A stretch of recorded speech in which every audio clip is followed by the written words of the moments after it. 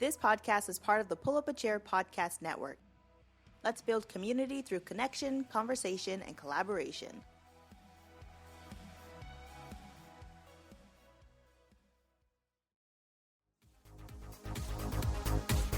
I never wanna get used to the sound you whispering in my ear. Cringe With Me brings you all the best cringy, funny, and relatable content you could ask for. From the best of Reddit to the most outrageous advice columns, Ryan and V have a grand story to tell you. Check us out every Wednesday, your favorite podcast directory, and by the end, you'll cringe with me. So you got one now. I do got one. This one is on r/entitled Karens on Reddit. It's titled, Karen Thinks She Owns the Bar. Oh, I love the way this starts. Right? Like that title just like sucks you in. OP, which is, you know, the original picture for those of you who aren't Reddit inclined. OP says, note, Karen is not the lady's real name. Which, thank you, OP. I would have thought she was named Karen. Yeah, definitely not the title that has been bestowed on the younger generations for entitled older women. No, see, and this was only posted 7 days ago, so it's not even like this was pre-Karen meme. Oh, yeah. Anyways, let me get actually to the post now. I got very distracted by the way that she, like, I'm assuming that OP's a she. Anyways, the way that it just, like, sucks you into it was just like, I have so many questions and I haven't even read anything yet. All right, let's go. I'm excited. All right. I plan to go on a friendly outing, not a date, with some lady in a singles group. Sorry, just not a date. It's like, who are you trying to convince right now? Is it us? When I hang out with you, I always preface it, Ryan, this is not a date, but I want to hang out with you alone. So when you say it that way, it sounds creepy. I just realized as it was coming out of my mouth, it's like, it sounds like I'm serenading Ryan over here. It sounds like you're trying to lure me to a false sense of security.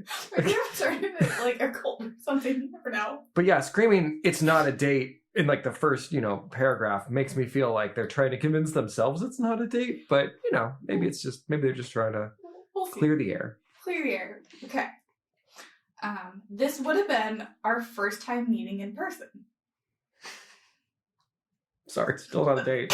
Still not a date. But the place had fun things to do besides just drinking. There were 3 pool tables, a touch screen gaming system, and the jukebox. So being stood up wouldn't have ruined my day, or my night, or the trip. Can you be stood up for not a date?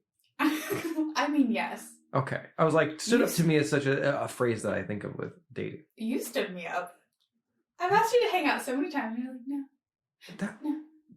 I'm pretty sure that to stand someone up, you have to have plans and then and not show up to them. Well, I think backing out is about the same as standing up. It's more rude to not say anything. Okay. Anyways, you guys are seeing more of my friendship with Ryan, and you're going to have questions, and you can keep your questions to yourself. So yeah. Face. If the am I the asshole is me, it is yes, apparently. No, you're not the asshole. I'm just being sensitive and a brat, because I like being a brat. You're trouble. I am trouble. Okay, so going back to the Reddit article, I entered the bar and described what I was wearing in the text chat so she can find me if she's interested, which I think is interesting to add. I wander around the bar, chat with a few people, and also meet the busy lady. Wait, hold on. I wander around the bar and chat with people, and occasionally check my phone for the apparently busy lady who I thought was quite friendly. By the time I started to wonder if Karen was going to come or not, I got a message from her saying that she was too drunk, sorry you wasted your time, followed by, please go home. Which, just right there. Okay, so you're at the bar, right? You're yucking it up, and then you get a text saying, please go home. So I get the rest of it. Yeah. Okay, I'm too drunk. I'm not showing up. Yeah, this isn't happening. Sure. Please go home. Okay. Please go home. Okay. Now, why would it matter if I'm still in the building? I just replied, sure, whatever, not wanting to make a big stink about being stood up or anything. After all, I could still enjoy my trip without seeing her. Yeah. Which, I mean, he made that point earlier. Yeah. Because, I mean, it wasn't a date, so. It's not a date. Yeah. I continued to talk to people there, not mentioning Karen by name, but mentioning that I was going to meet someone there and they didn't show up.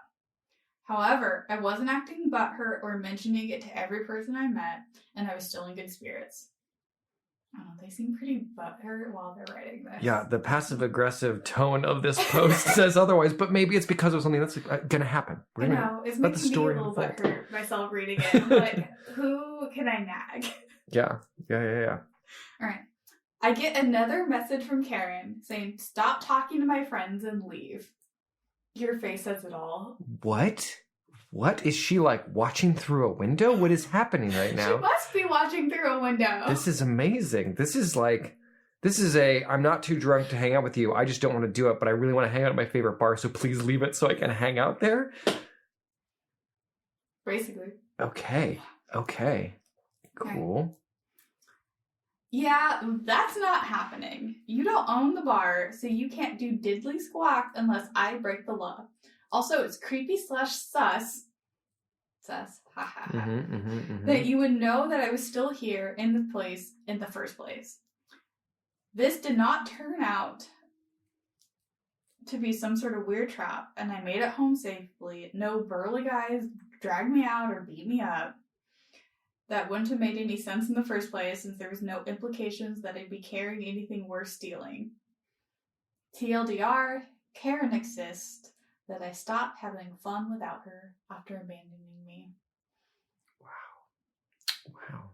It's like, I want to know Karen's side of the story, and I want to hear, I want to be an investigator and go talk to the people at the bar, hey, what went down today? Yeah, because I have so many questions, right? One,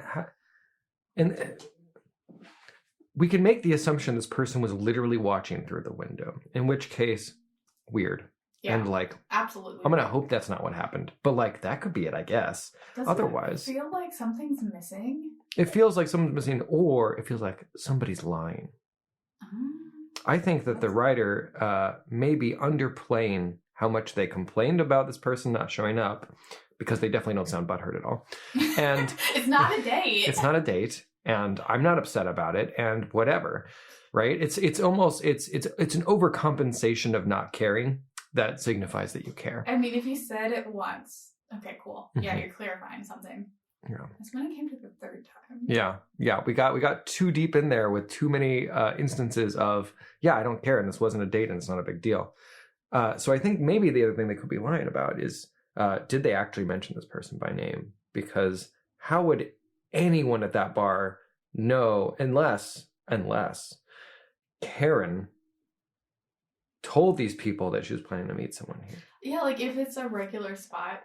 For me, I have the regular bars that I do events to, where if you mention me, all the tenders there know who I am.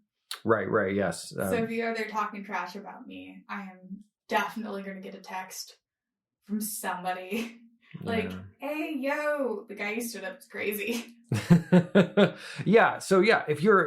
We've established that Karen is a regular at this place. Yeah, it's very clear in the way that he's writing. He didn't outright say it, but it felt like that. Well, yeah, because apparently all of her friends were there. Yeah, all of her friends. Yeah, stop talking to all my friends. Literally all of her friends. It's very curious to me. It's did she talk about this person that she was going to meet here ahead of time? So the people in the bar knew that this person, they just put it together themselves. They're oh, he hasn't said anything, but I know this is the guy waiting for Karen, and so now he's complaining, and I'm going to text Karen about it, which also feels a little odd. Oh, I totally warn a bitch.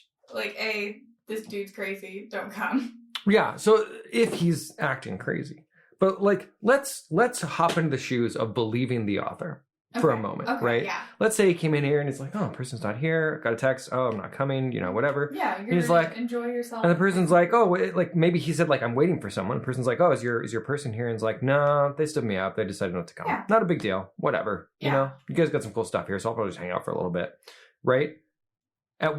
If you know that this is the person that Karen was supposed to meet, and they've just been like, yeah, no big deal. Like they couldn't make it today. Would you text Karen that? Well, see, no, that's totally different.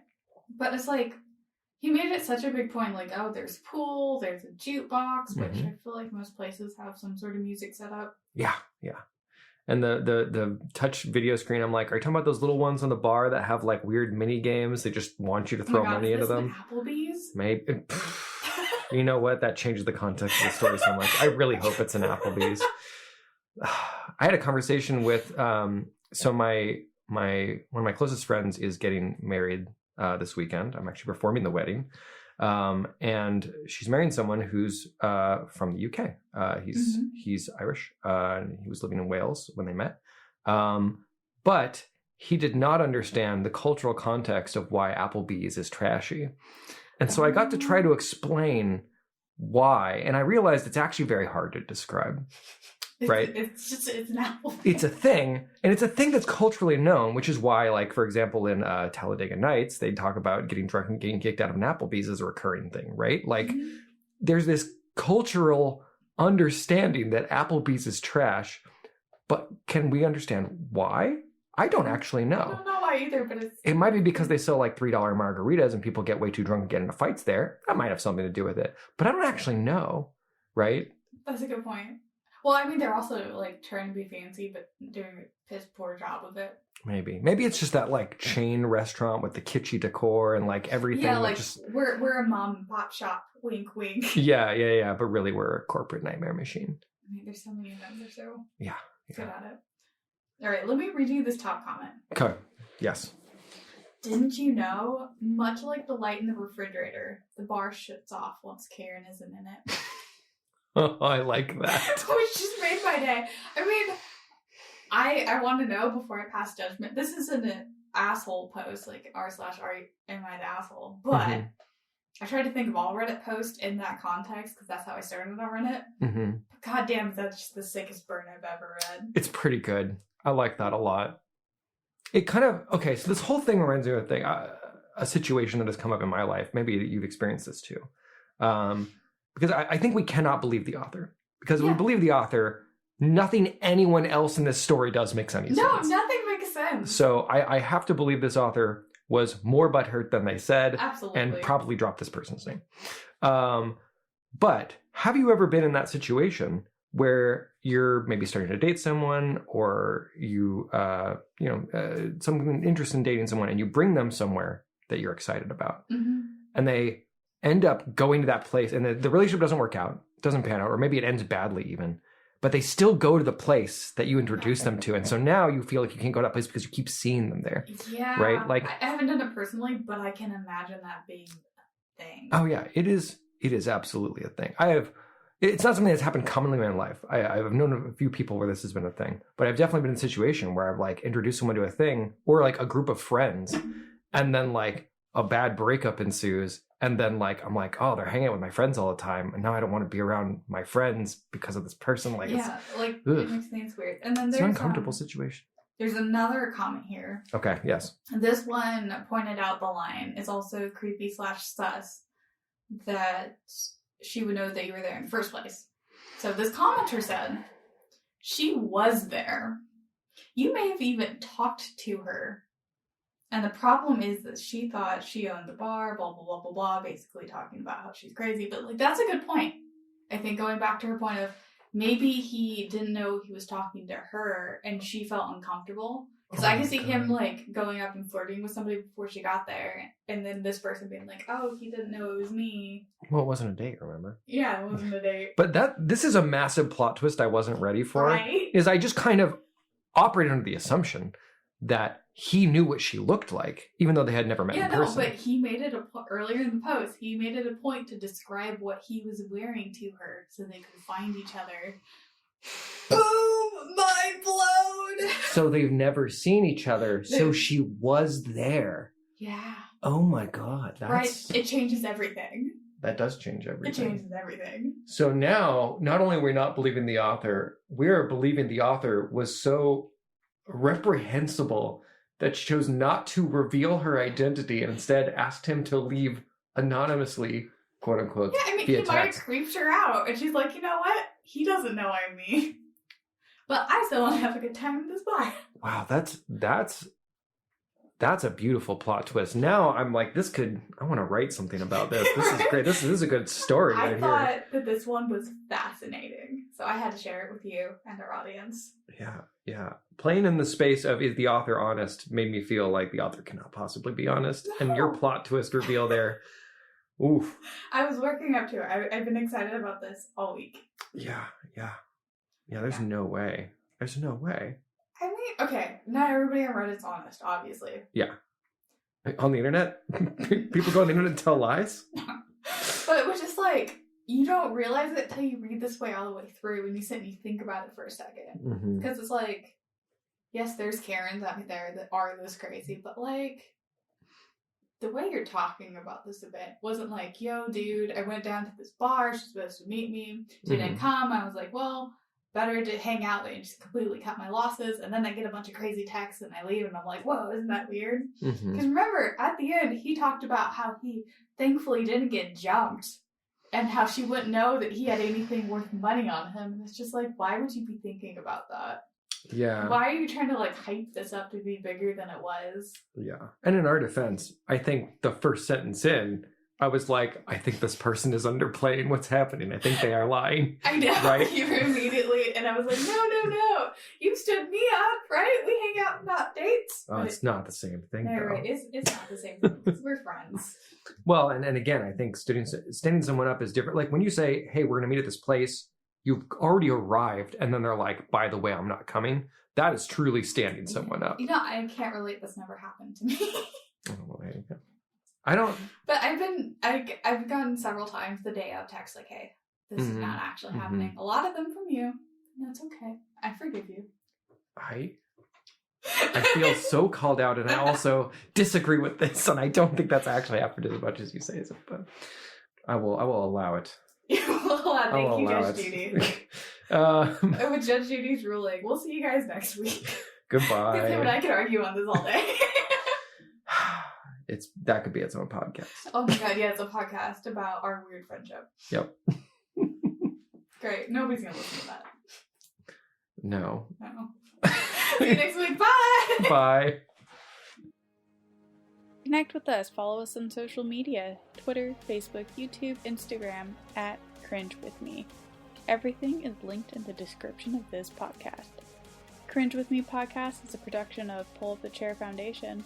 All opinions in this podcast belong to the host and do not necessarily reflect the views of the Pull Up a Chair podcast network. I never wanna get used to the sound you whispering in my ear.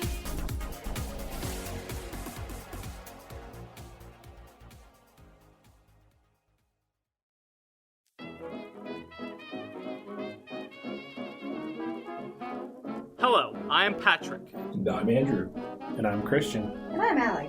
and we are Rad Theater, a podcast where a bunch of friends play role-playing games and share a single brain cell, and the GM doesn't always have it. Oh, and it's theater spelled the correct way, Theatre.